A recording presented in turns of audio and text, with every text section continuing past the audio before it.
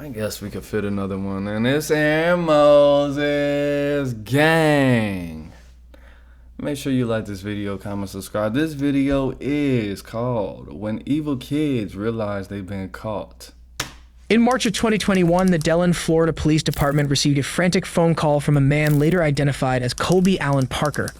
I can report an incident here. I just had a Vietnam veteran attack me and I had to defend myself. Okay. And it just got out of control. The Vietnam veteran he mentioned was his grandfather, Ronald Wells Sr., who Parker claimed... Wait a cotton picking man. This nigga's... I just had a Vietnam veteran attack me and I had to defend myself.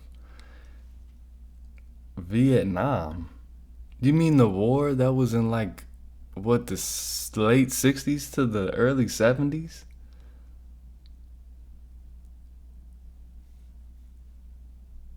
No. Report an incident here. I just had a Vietnam veteran attack me and I had to defend myself. Okay. And it just got out of control. The Vietnam veteran he mentioned was his grandfather, Ronald Wells Sr., who Parker claimed grabbed a knife and attacked him. Only moments after the initial call, the police would receive a second frantic phone call, this time from one of Parker's friends. Just called my phone and he was, just sounded high out of his mind. I was like, is Pops there? His grandfather that he lives with. And he's like, no. And I said, are you all right?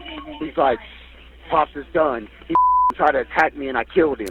When police arrived at the scene, they found Ronald laying dead, a bloody baseball bat, a knife, and Colby Parker. He claimed it was self-defense, and at first they believed him. But only minutes after investigating the scene, Colby would unveil a disturbing secret, then take him all the way to the top of the suspect list. What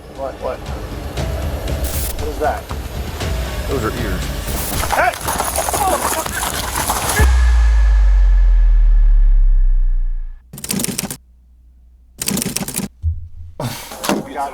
He had his ears in his hands? Yo. Use the view and just get a couple. One more pat him down real quick. Hey, don't do that, buddy. Don't do that. That's not Sit good. your ass back down. Only seconds after police arrive on the scene, Colby decides to lunge at the officers. This kind of behavior would definitely put the officers on high alert. The officers pat Colby down to make sure he doesn't have a weapon, but find none. Instead, Colby's hands being covered in blood, and they decide to photograph them. What do you got on you? Turn and place him against the car. We're not going to keep playing this game. We're going to have some issues. Hands there. Get this, grab it and yeah. Let's get this figured out. Do you have anything or not? No, not weapon-wise.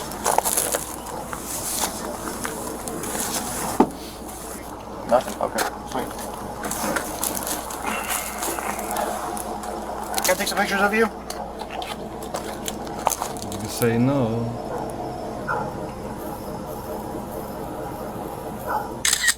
What the hell was that?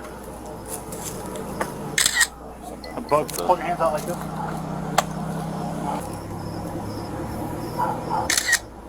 Turn them over.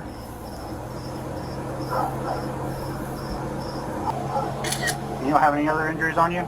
There no injuries at all? No. Face shots. Yeah. Someone said I had a Vietnam veteran. I had a World War II veteran attack me. As the cops start to gather more evidence, 96-year-old? tensions begin to rise. Oh, can I see your gun, bro? No. The cop, of course, denies Parker's request to see his gun. The nonchalant nature of the comment is concerning in and of itself and without a doubt would put any officer on high alert. But the thought of Parker actually getting the gun is even more alarming. Obviously, it's unclear what his intentions were when he asked that, but I think we can all assume it was nothing good.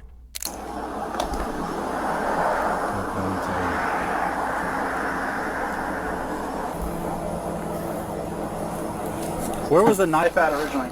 Do me a favor and just sit back down, bud. Just give him a cigarette. Good. And have there's a a seat. cigarette. He said, boy, have a seat. He just got you a boy. That's probably it. It's unfortunately the one that was pulled in reference.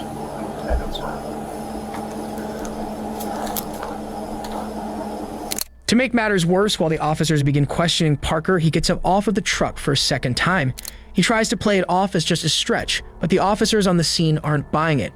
He's breathing heavily, touching his face, fidgeting his arms.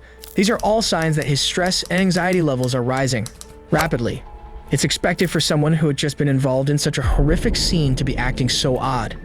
However, at this point, the officers are beginning to think Colby is acting increasingly suspicious. His actions are leading them to believe he's definitely hiding something from them. So why was the knife on the front porch? You know?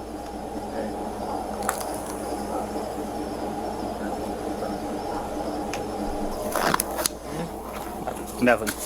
Oh, the knife? Yeah, it was over here. You're good. Just hang out there, bud. There's definitely nobody else in the house, right?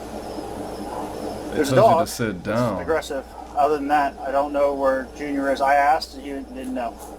Who's The Junior? officers talk The amongst who? The themselves and begin granddad? questioning the whereabouts of Colby's uncle Junior. Here's what they know at this point.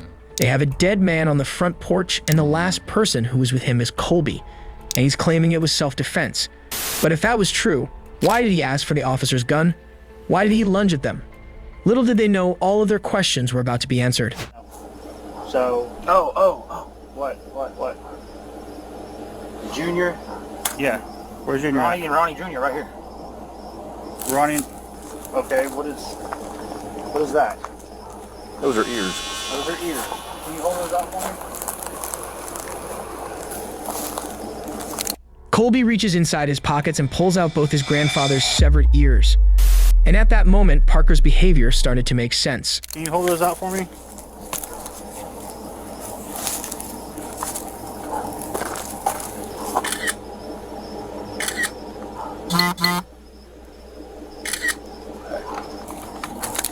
All right. So I'll take these from you. I got it. Let go. Yep. Ears. At this point, the officers know they were dealing with Wait a someone minute. truly dangerous. Wait a minute, So the wait a next minute. moments are extremely vital. They have to proceed with caution. So it Which may I seem already knew this, obviously, from the beginning. He cut off. Why didn't they notice that on the granddad initially? And he deleted the uncle. Well, all that's going to be answered very soon. strange that they decide to take photos of their newfound evidence before putting him in handcuffs. But it's important to make sure their suspect stays calm. In Because his if they pull out pocket? handcuffs now, there was no telling if Parker would snap and put everyone in danger. Shoot So where's that- Ronnie Jr. at? Shoot that piece of shit. Is he inside? No, he's in the forest. Is there somebody else inside? So he doesn't Hey, know. Sarge. We're gonna need ACO. Oh. What? Probably gonna need ACO. What's ACO? ASO? What this is?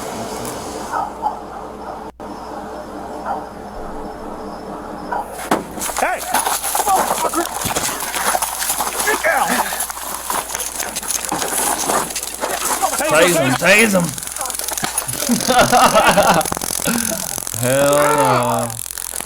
No. Taser. More than one taser. Get on him.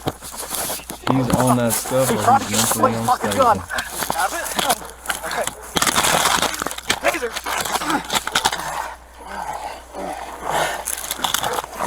Motherfucker. Bro, he tried to get my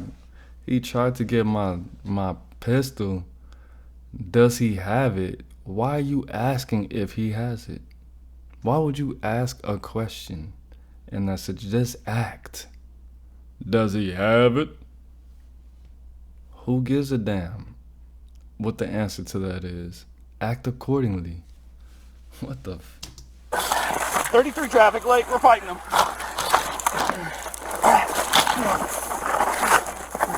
This is different. This is real different.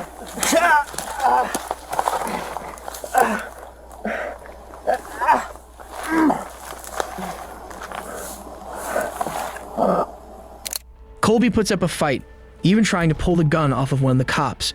But Colby was no match for 3 officers and a taser. Stay your ass down.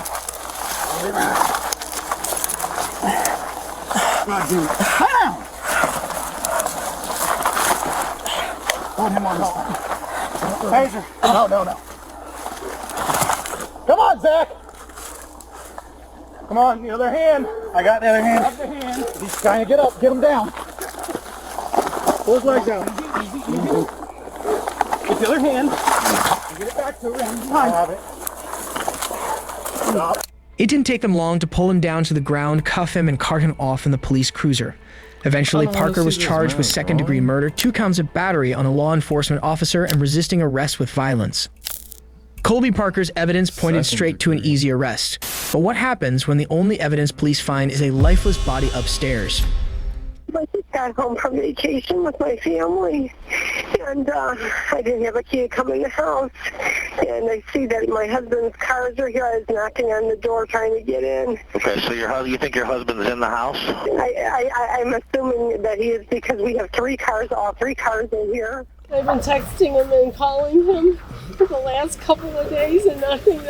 Jane Warren arrived home from vacation after being unable to reach her husband, 59-year-old Richard Warren, for several days. She came home from vacation and can't get in. Her husband's on the door. Look at some bullet or some kind of person back window. Okay. Broken glass and stuff. They don't have any keys to the house?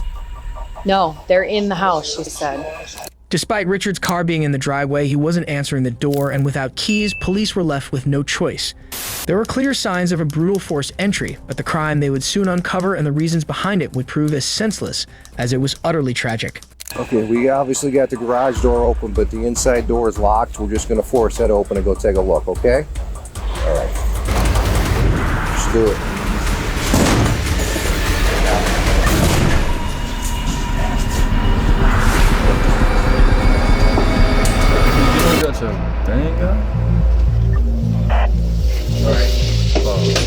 He's upstairs. Obvious measure. Case of place. We're still trying to figure out what's going on. So doors were locked. We can't find the guns. Another set of officers moved to the back of the house, out of view of neighbors and family. The officers who entered through the garage emerged to report the grisly findings. If anyone on scene had suspected the man of taking his own life, the discovery of multiple shell casings immediately refuted the theory. This was a murder scene. Ma'am, I'm very sorry your husband has passed away. Damn! You don't tell her that while she's still frantic with a bottle of water and a bucket. You gotta lay that on her later when she might have calmed down. Give her some McDonald's, give her some candy. Why would you tell her that right then and there, bro? She's gonna remember that moment for the rest of her life.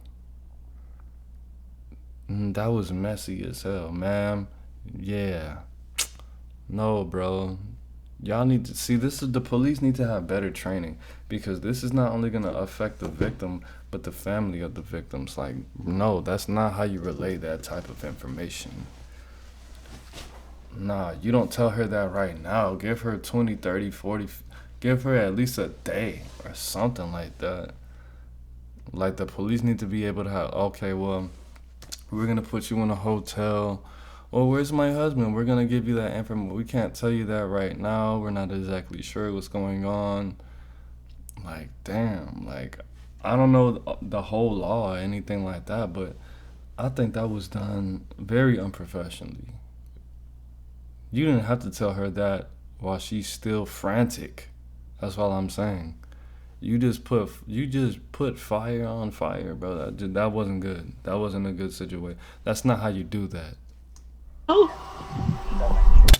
Why would you? The theory. This was a murder scene. Crazy. Ma'am, I'm very sorry your husband has passed away. No. Yes. You can only imagine that by this point, Jane would have no choice but to have been thinking the worst of the situation. Of course. And her reaction to the devastating news only supported this.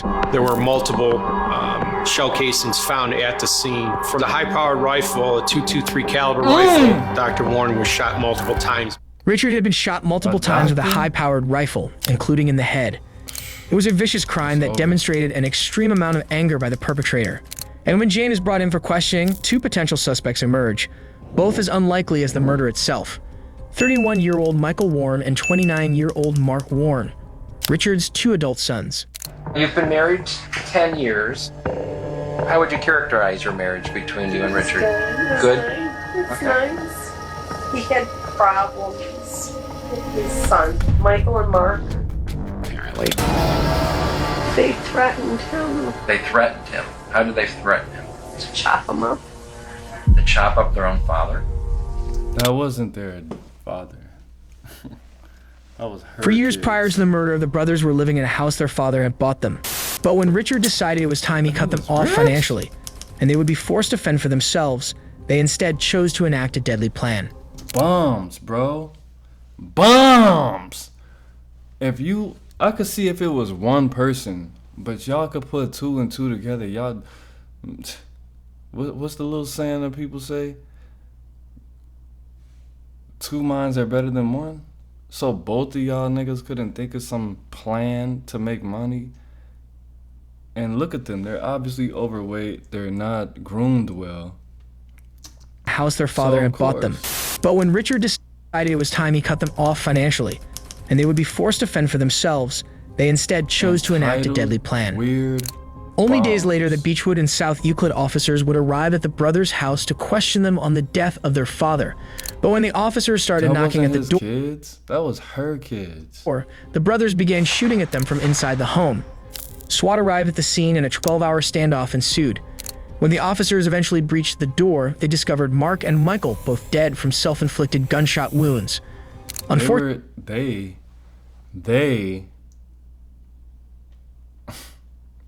I'm gonna say the worst thing. They were engaging with each other like a mommy and a daddy should. There was some activities going on, booty hole activities. They were making love to each other.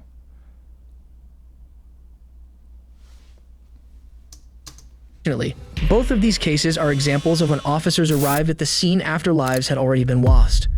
But what happens when officers catch the criminal red-handed right before tragedy? What was that? This man was hiding in a deep freezer? What is it? But what happens when officers catch the criminal? And he made the...